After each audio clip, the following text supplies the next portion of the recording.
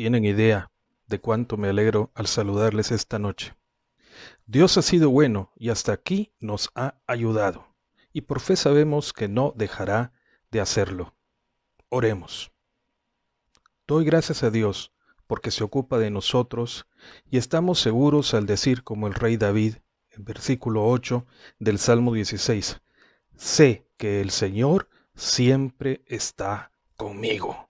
No seré sacudido porque Él está aquí a mi lado. Así es el Señor. Jamás seremos llevados de un lado a otro porque está de nuestro lado.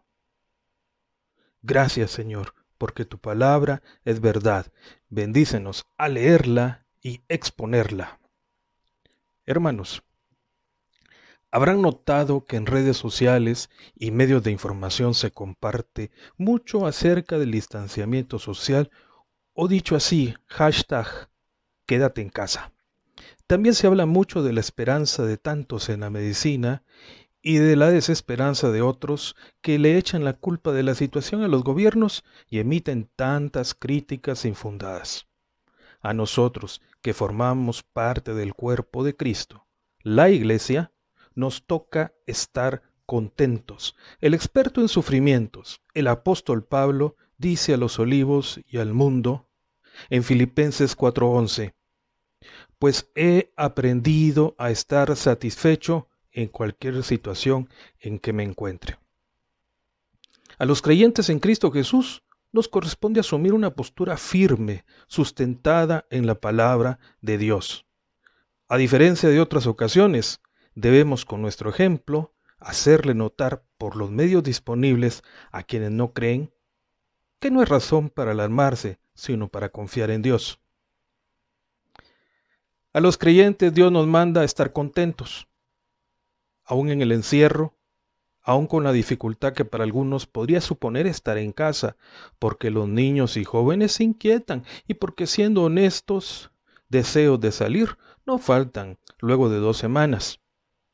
Necesitamos estar contentos en el medio de la escasez o la incertidumbre de si habrá suficiente dinero para las semanas que vienen, o si nos alcanzará la salud. A nosotros se nos manda vivir un día a la vez.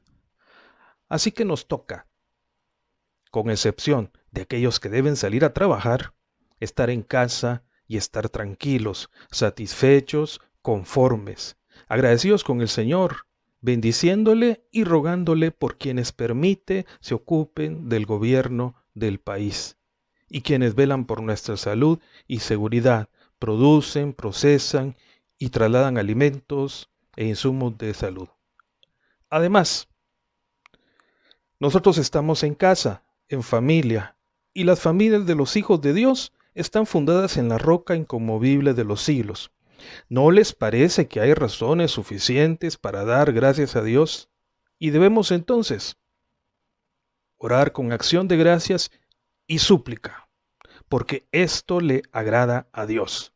Ese es precisamente un ejemplo esencial del culto racional que nos dice Romanos 12:1 en Reina Valera. Aunque en otra traducción los términos se aclaran, en la Biblia el lenguaje sencillo se lee: por eso, hermanos míos, ya que Dios es tan bueno con ustedes, les ruego que dediquen toda su vida a servirle y a hacer todo lo que a Él le agrada. Así es como se le debe adorar. Sin cesar debemos ocuparnos de estudiar la palabra y estimular a los nuestros a que lo hagan e invitar a otros. Cómo extraño la oportunidad que el Señor concede cada domingo de estudiar y compartir su palabra. ¿Acaso usted no extraña? Pero debemos como cristianos ser los primeros en obedecer las instrucciones del gobierno e instituciones de salud, procurando, para nada, ser parte de los rumores.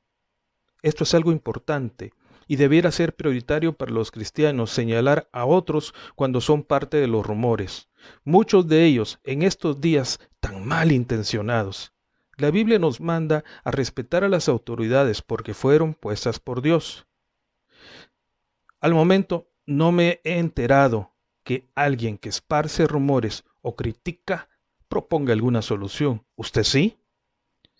Entonces, como creyentes, debemos amar al prójimo.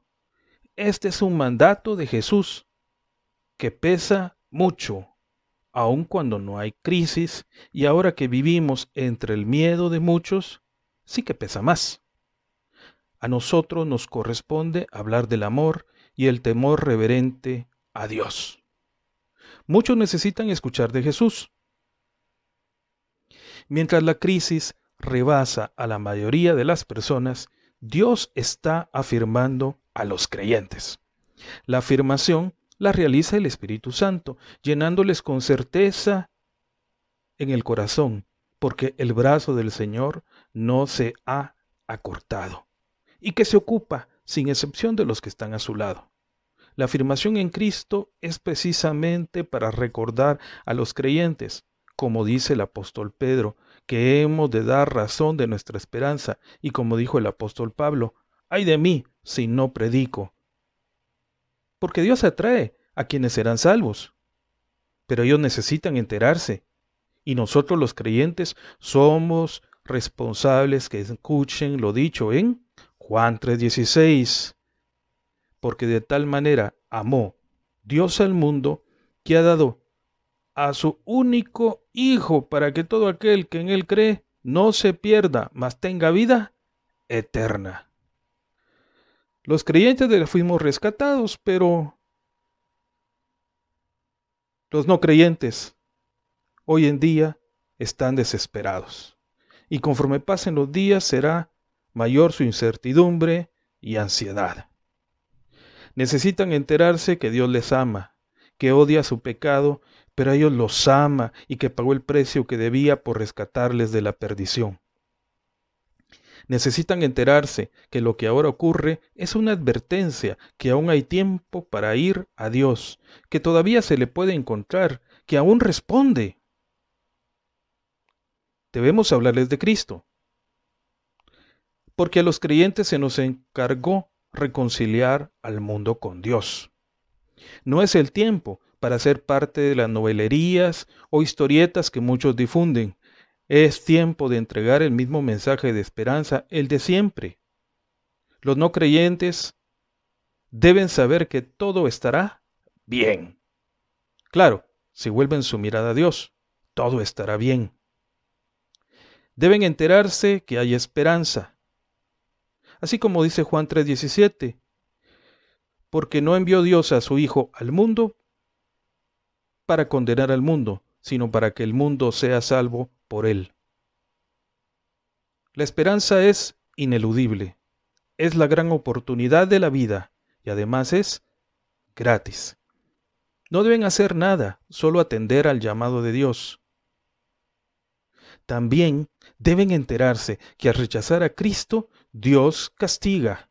Lo siento, si hay una mala noticia, en Juan 3:18 se lee, el que en él cree no es condenado, pero el que no cree ya ha sido condenado, porque no ha creído en el nombre del unigénito Hijo de Dios.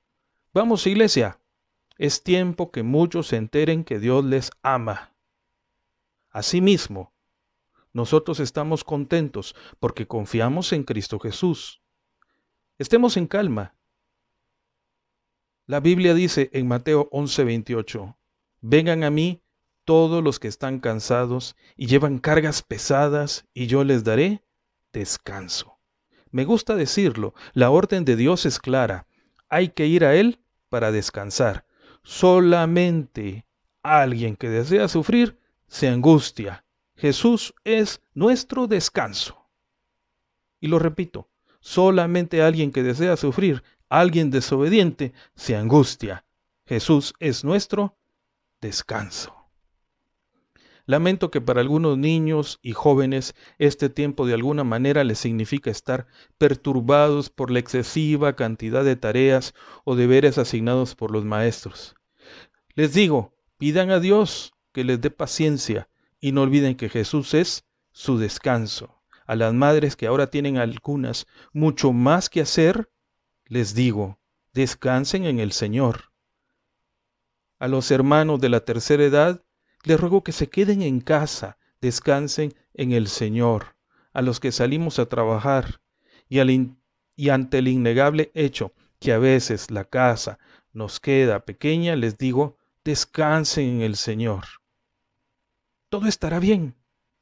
Los creyentes debemos ser cuidadosos, muy cautelosos. Hay quienes, por razones que supongo, pero que prefiero no mencionar, se ocupan de causar alarma e inquietud.